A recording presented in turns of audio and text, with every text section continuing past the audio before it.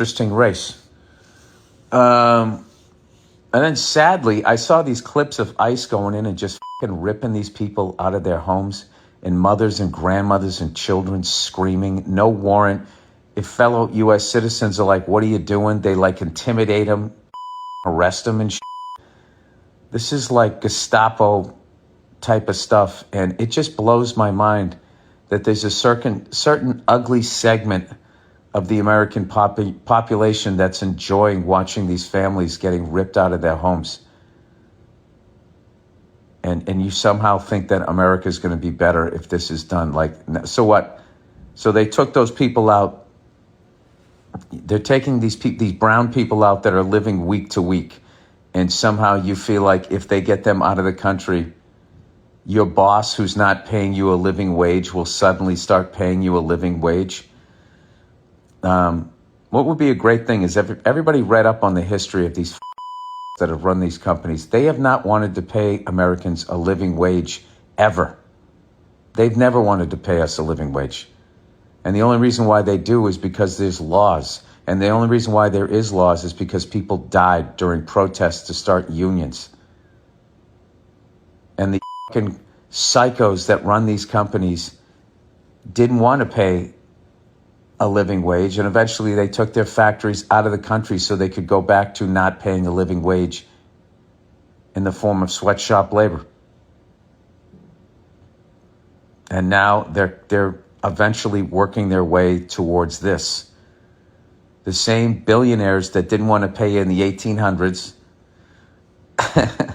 way back to the feudal system, they've never wanted to pay you. They don't want to pay you, and they just keep blaming people that don't look like you, that don't have any money or any sort of control over your life, and my people keep believing it. It's unfucking believable.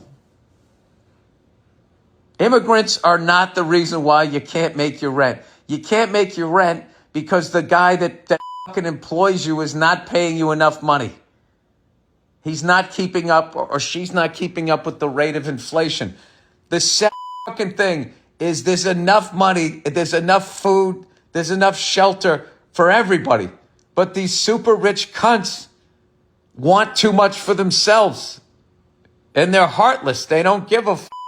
And when you start to tell them, hey, you're not paying us enough money, they go, oh, look at those fucking brown people over there. If we could just get them to stop jumping over a wall or get them out of their houses. If we could tear apart their families without a warrant, then I would somehow magically start paying you enough money where you could live comfortably and have health insurance. Unreal. And I got to tell you, the fucking people that are just watching this stuff, and you don't think that eventually, if you just co-sign on an agency being able to do that, just barge into somebody's fucking house like that, just start lining people up, asking questions, no warrants, just total intimidation, right? If you're signing off on that, you have to understand, do you really think that that's just going to stop there? Let's say they got all the illegal immigrants out of this country. That work still has to be done. So now who's doing that work? And what is the rich guy doing? Do you think he's going to pay American citizen wages? Is he going to let one nickel roll out of his pocket?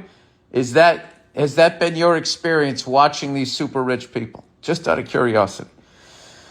Anyway, it's tragic. This is just a really mean, ugly, I can't even say period, I guess exposure, that it's just brought all of these super fucking overtly racist nationalist psychos to the forefront.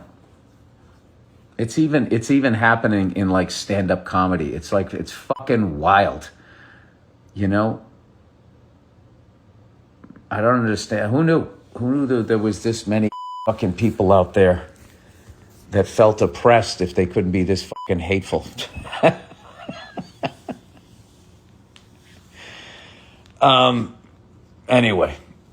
Anyway, but that doesn't mean you can't be a good person. You can combat all of this shit. And I don't know. I feel like some leaders are going to emerge. But